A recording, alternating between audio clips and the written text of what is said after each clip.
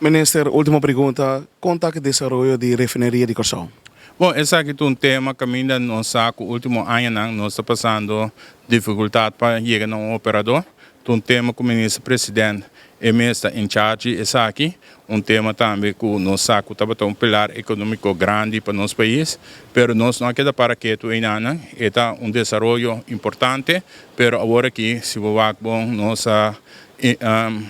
cana é parte de turismo, mas agora que para mim é desenvolvimento para o futuro, é parte de hidrogênio, é parte que nós vamos produzir waterstof, é parte que nós Corsão. Eigenlijk também tem pilot de produção de waterstof de 3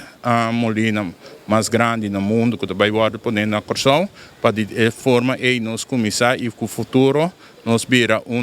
exportador de waterstof para a Europa, de mais grande de nossa região. Pois esse é negócio de futuro, esse é um mega negócio que também vem para a Corsão, me quer a roupa também está traindo aqui e conjuntamente unindo força, me quer nós para beneficiar e dos islas aqui, que esse aqui é futuro. Rafineria está on short term, me quer ele tem seu benefício